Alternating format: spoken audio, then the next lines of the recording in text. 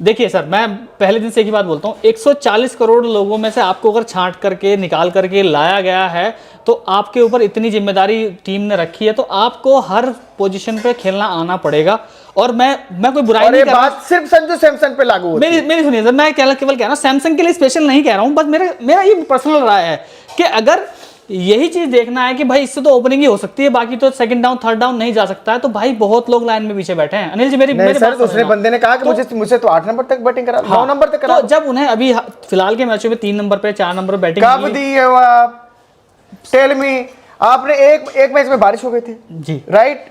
दूसरे मैच में आपने जब लाइवली और ग्रीन पिच देखी जहां पे मेलबर्न में हरकतें की जा रही थी, तो दिया गया है ना सर, ठीक है, मौका दिया गया। ठीक बात ये है कि या तो मुझे आपसे जानना है, रिंकू की बात नहीं, मैं पहले संजू की बात करूंगा। चलिए, आपने मौका दिया जी, आपने मौका इसलिए दिया क्योंकि वहां पे कप्तान को बचाना था। बिल्कुल, वो पिच पे जान थी, पिच लहरा रही थी, वहां पे गेंदें उछल के आ रही थी, तो आपने उस बंदे को कितने देर पहले बताया कि तुम नंबर 3 पे, वो तो पैड मार के बैठा होगा। ये आप बात नहीं कह सकते बिल्कुल, क्यों? मैं इस बात से बिल्कुल नकार करूंगा। अगर आप इस बात से कहें तो वर्ल्ड कप मैच में जमीमा को 10 मिनट पहले बताया गया था कि आपको वन डाउन जाना है। हाँ, तो यहाँ बात है उस 10 मिनट पहले जमीमा को बताया गया तो पिच कैसी थी और उस पे और लोगों के भी रन है, ये पिच कैसी थी? मुझे एक चीज बताइए कि जिन वजहों से सर आपका क्या जिन वजहों से बाकी लोग 11 में रहते हैं,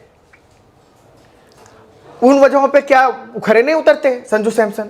मैं आज राजदीप जी की बात है, क्या कसूर कर दिया कि संजू सैमसन बाहर है? ऐसा के लोगों ने ऐसा क्या नवाज दिया वो जो अंदर है? नहीं, मैं किसी एक का नाम नहीं ले रहा हूं। मैं आज राजदीप जी रोज लिखते हैं कमेंट में, उनके साथ मैं आज बात को रखूंगा कि अगर आपको मौका मिल रहा है, चाहे वो किसी भी हालत में मिल रहा है, चाहे वहां पिच लहरा रही है, मेरी बात, कितने मौके मतलब तो ये हुआ कि आप कहना चाहते हैं कि जो प्लेयर लहराती बॉल पे नहीं खेल पाते उनको ऑस्ट्रेलिया नहीं लेके जाना चाहिए। टेल मी वन थिंग, तो वो फिर 140 करोड़ की उस मैच में आए हैं, उस मैच में अभिषेक के अलावा इंडिया का एक बल्लेबाज फेल हुआ। सिर्फ अभिषेक के 68 रन है, इंडिया 125 पे ऑल आउट हो गया था। मुझे बताइए, जिस मैच में सारे फेल हुए, अगले मैच में क्या लॉजिक था? एक पारी के बिना पे उस बंदे को आपने बाहर कर दिया 11 से। उस बंदे को भाई साहब, जिस बंदे ने एशिया कप में, अगर हम कंट्रीब्यूशन की याद करते हैं कि हमारे लिए तिलक वर्मा ने बड़ी पारी खेली थी, उन्होंने खेली थी, एक साझेदारी संजू सैमसन ने भी निभाई थी जब बाकियों के हाथ पैर फूल गए थे, जब सरेंडर करके आते, पाकिस्तान से पिट जाते उस फाइनल में।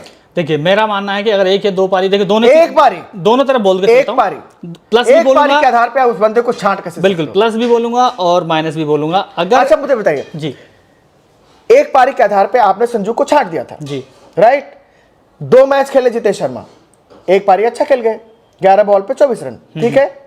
अगले मैच में मौका मिला, नहीं रन बने ना, नहीं बने, लेकिन एक फेलियर के बाद आपने इस मैच में मौका तो दिया था ना, मैच नहीं हुआ।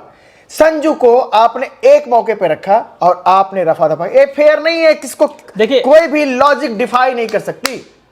बिल्कुल, मैं इस बात दोनों चीज बता, जैसे मैं कह ही रहा था कि प्लस भी बात करके चलता हूँ, माइनस बात करके चलता हूँ। प्लस तो यही है कि आपको हर जगह एक आदमी को एक पारी बलि का बकरा बनाना पड़ता है एक आदमी को बोलने दीजिए कि एक आदमी को आप एक पारी के बिना पे नहीं नाप सकते हैं, या फिर उसकी जो आकलन कर सकते हैं, आपको उसमें एक से ज़्यादा पारियां देनी पड़ सकती हैं, तो देनी चाहिए। दूसरी जो नेगेटिव बात कर रहा हूँ वो यही कि संजू सैमसन को भी अपने प्रदर्शन में किसी भी पोजीशन के लिए तैयार रहना चाहिए। अभी मैं अभी की बात नहीं कर रहा, आगे की कर लेते हैं, आगे की छोड़ो। मुझे एक चीज यहाँ पे जोड़ना ही है, क्या उस बंदे ने किसी भी टाइम पे ये बोला है कि मैं 6 नंबर पे खेलने को तैयार नहीं हूं, कि 7 नंबर पे नहीं हूं, कि 8 नंबर पे भी भेजी हो? तैयार तो मिला ना वो जी, तो वो तो तैयार है। उसके प्रदर्शन की जहां तक बात है, तो जो बंदा पिछले साल के लिए आपका क्रिकेटर ऑफ द ईयर था, उसने कुछ तो अच्छा किया होगा, कि 3 सेंचुरी है बंदे की, 3 सेंचुरी है, कुछ तो अच्छा किया होगा कि जहां इतनी बड़ी जूरी ने जिसमें बड़े काबिल लोग रहते हैं, उसको cricketer of the year award से नवाजा। तो उसने कितने मैचेस में इंडिया को हरा दिया, या कितने मैचेस में वो फेल हो गया? अरे आपने चित्त से उतार दिया है, आपने मन से उतार दिया है, वो आपकी आंखों की किरकिरी है, मैं समझता हूं। आप उसको मौके नहीं देना चाहते हो, लेकिन उसने मौके जाए नहीं किए हैं। इक्के दुक्के, अरे पहले तो उसकी ओपनिंग पोजीशन से आउट करते हो, बाद में आप टीम से आउट कर देते हो, वो बंदा आएगा क्या? मुझे नहीं लगता कि वो बंदा आएगा। वो हिस्ट्री HISTORY यही स्पेलिंग होती है ना सर? सही। कल मैंने कंफर्म की स्पेलिंग गलत लिखी थी। हाँ, HISTOR हिस्ट्री, ये सच। आप कह रहे हो कि ठीक है उनको जो मौके मिलेंगे कि जब वो IPL खेलेंगे, वर्ल्ड कप तो गया ना, IPL के बाद फिर वर्ल्ड कप के लिए वो जूझेंगे, अपने आप को मांझेंगे, चमक के आएंगे, और जब चमक को रिवार्ड करने की बात होगी तो उस पर धूल मिट्टी आप फेंक दोगे। आप देखिए, बात यह होती है कि आप किसी खिलाड़ी को बनाते हो या किसी खिलाड़ी को बिगाड़ते हो। यहां पे बात यह है दोस्तों कि यहां पे कुछ बंदों को बिगाड़ा जा रहा है, मसलन उसमें सरफराज खान भी हैं। और खिलाड़ी की माना कि 140 करोड़ की जनता के बीच से चुन के जाते हैं 15 लोग, उनके नसों में भी ना खून ही बहता है।